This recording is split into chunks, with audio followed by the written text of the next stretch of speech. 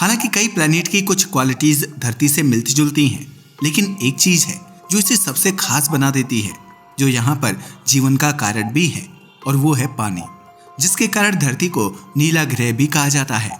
वैसे तो जिंदा रहने के लिए कई चीजों की जरूरत होती है, लेकिन अगर सबसे जरूरी चीज की बात की जाए तो हवा के साथ पानी का जिक्र आता है। पानी जो कि किसी भी जिंदगी के साथ साथ सभ्यताओं का आधार रहा है, तभी तो प्राचीन काल से ही सभ्यताएं वहीं बसी जहां पानी उपलब्ध होता था। लेकिन क्या आपने कभी सोचा है कि यह पानी धरती पर आया कहां से? जी हाँ, आज हमें 1 मिनट से पहले अवेलेबल हो जाता है। वह धरती पर आया कहां से? क्या आपको नहीं लगता कि धरती पर पानी आने की ये कहानी जाननी चाहिए? तो चलिए आज धरती की बात की जाए तो आज हमें यहाँ vast oceans, rivers and lakes देखने को मिलती हैं। यह सभी धरती पर प्रोसेस ऑफ वाटर अराइवल का ही रिजल्ट है। आज लगभग 70% धरती की सतह पर पानी मौजूद है और इस पानी का सबसे बड़ा हिस्सा महासागरों में है। हालांकि वो अलग बात है कि महासागरों में मौजूद पानी नमकीन है, जबकि ताजा पानी का बहुत ही छोटा हिस्सा है जो झीलों, नदियों और ग्लेशियरों के रूप में जमा हुआ है। इसके अलावा धरती के इंटरनल पार्ट्स में भी बड़ी मात्रा में पानी मौजूद है, जिसका इस्तेमाल कंजम्पशन और इरिगेशन के लिए किया जाता है। वैसे पानी का हमारी सभ्यताओं के साथ पुराना कनेक्शन है, तभी तो हमारी सभ्यताओं का विकास भी पानी के आसपास ही हुआ। चाहे फिर वह भारत की सिंधु घाटी की सभ्यता से लेकर मिस्र या मेसोपोटामिया की सभ्यता ही क्यों ना हो। मिस्र को तो नील नदी का वरदान तक कहा जाता था। पानी ने हमेशा ही मानव जीवन में अहम भूमिका निभाई है, तभी तो इसका सिर्फ एक साइंटिफिक सिग्निफिकेंस नहीं है, बल्कि ये हमारी रिलीजियस एंड कल्चरल लाइफ का भी इंटीग्रल पार्ट है। तभी तो भारत जैसे देश में जल को देवता माना जाता है और गंगा नदी को देवी का दर्जा दिया गया है। वैसे अब अगर आपसे पूछा जाए कि धरती पर पानी कहाँ से आता है, तो आप बारिश का नाम ही लोगे, क्योंकि बारिश से ही धरती को पानी की प्राप्ति होती है। और अगर इस पानी के बनने के प्रोसेस की बात की जाए तो सबको पता है कि एटमॉस्फेयर में फॉर्मेशन ऑफ वाटर होता है। लेकिन स्टार्टिंग में पानी कहाँ से आया था, यह सवाल इतना जटिल है कि शताब्दियों तक साइंटिस्ट इस मिस्ट्री को सॉल्व ही नहीं कर पाए। हमारी धरती पर पानी कहाँ से आया, ये एक ऐसा सवाल है जिसने वैज्ञानिकों और शोधकर्ताओं को लंबी समय तक उलझाए रखा है। कहाँ से और पानी धरती पर कहाँ से आया, ये जवाब केवल साइंटिफिक अप्रोच से ही नहीं बल्कि इंसानी कल्पनाओं, पौराणिकी, तो वास्तव में यह बेहद इंटरेस्टिंग और एक्साइटिंग स्टोरी है। यह तो आप जानते ही हैं कि हमारी धरती आज हरी भरी पानी से भरी नजर आती है, लेकिन शुरुआत में ऐसी नहीं थी। दरअसल एक समय पर यह आग का धधकता हुआ गोला हुआ करती थी, जहां पर सभ्यता तो छोड़िए, जीवन होने तक की कोई कल्पना नहीं कर सकता था। असल में आज से लगभग 4.5 अरब साल पहले हमारी धरती का जन्म हुआ था। उस वक्त ये एक बड़ा सा आग का गोला थी। तब ना तो यहाँ पर पानी था और न ही जीवन। हर तरफ केवल ज्वालामुखी विस्फोट होते रहते थे, जिनसे निकलती थी जहरीली जलती हुई गैस। हर तरफ पिघली हुई चट्टानों का साम्राज्य फैला हुआ था, जिसका अंदाजा आप इस बात से भी लगा सकते हो कि किधर भी नजर घुमा लो, हर तरफ सिर्फ आग ही आग थी। अब भला ऐसे वातावरण में जीवन की कोई कैसे कल्पना कर सकता था। तब जीवन तो छोड़ो, पानी तक यहाँ मौजूद नहीं था। मगर किसने सोचा था कि यह धरती एक दिन जीवन से भरपूर और पानी से इस कदर भर जाएगी कि इसे नीला ग्रह कहा जाएगा।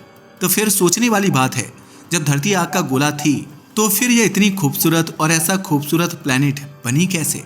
आखिर इस पर पानी आया कैसे? बता दें, वैज्ञानिकों का मानना है कि असल में धरती पर पानी के आने की कहानी धरती की उत्पत्ति से जुड़ी हुई है। जब धरती का जन्म हुआ तो हमारा पूरा सौरमंडल एक विशाल गैस और धूल के बादल से बना हुआ था। शुरुआत में धरती बहुत गर्म थी और उसमें पानी महासागर जैसा कुछ भी नहीं था। हालांकि धरती पर पानी के ओरिजिन की कई सारी थ्योरी दी जाती हैं, जिनमें से कुछ बहुत खास हैं। इनमें सबसे पहली थ्योरी है, हमारा सबसे थ्योरी की बात की जाए तो ज्वालामुखीय गतिविधि यानी वॉल्केनिक एक्टिविटी के अकॉर्डिंग धरती के अंदर मौजूद गैसें ज्वालामुखी विस्फोटों के द्वारा वातावरण में छोड़ी गई थीं। उन्हीं से पानी का जन्म हुआ। असल में इन ज्वालामुखियों के अंदर बहुत सारी गैसें निकल रही थीं और जब धरती ठंडी हुई तो ये गैस वाटर वेपर में बदल गई और वाटर वेपर ने बादलों का रूप ले लिया, जिनसे भारी बारिश हुई। पानी के रूप में ये बूंदें वापस धरती पर गिरने लगी। ऐसा माना जाता है कि यह बारिश लाखों सालों तक चलती रही, जिससे महासागरों का निर्माण हुआ। वैसे हम आपको बताते चलें कि ज्वालामुखी विस्फोट यहाँ लगातार हो रहे थे, जिससे धुआं और गैस निकल रही थी। अगर इनसे निकलने वाली गैस की बात की जाए तो इनमें मुख्यतः हाइड्रोजन और ऑक्सीजन मौजूद थे। आप तो जानते ही हैं कि पानी बनाने के लिए ये प्रमुख तत्व होते हैं। जब ज्वालामुखी विस्फोट होते थे तो उनके धुएं और गैसों में हाइड्रोजन और ऑक्सीजन मौजूद थे, जिन्होंने आपस में मिलकर पानी की बूंदें बना दी। यही पानी धीरे धीरे वायुमंडल की सतह पर जमा होने लगा और फिर बरस गया। इसी से समुद्र और नदियों की शुरुआत हो गई। धरती की प्रारंभिक जलवायु और महासागरों का उदय इन्हीं से हुआ है, लेकिन इसमें भी करोड़ों साल का समय लगा है। जैसे जैसे धरती का तापमान कम होने लगा, वायुमंडल में जो पानी वाष्प के रूप में मौजूद था वह संगठित होकर बारिश के रूप में धरती पर गिरने लगा।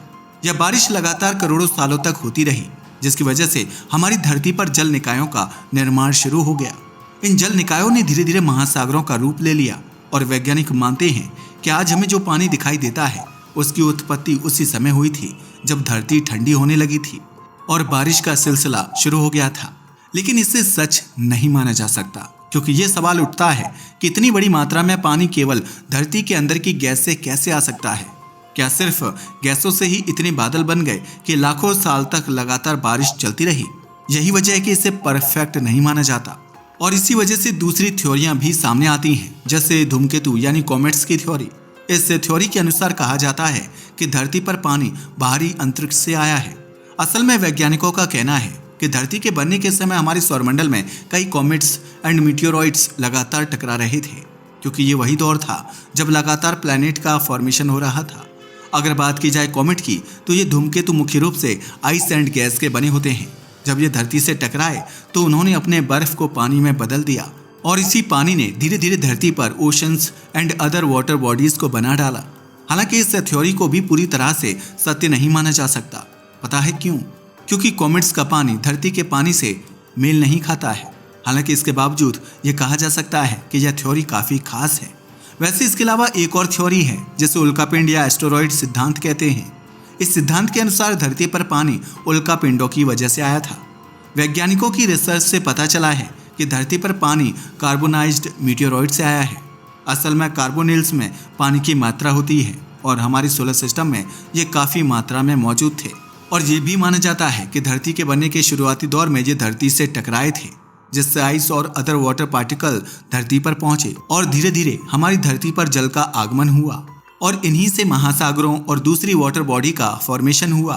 वैसे उसे काफ़ी हद तक एक्सेप्ट किया जाता है।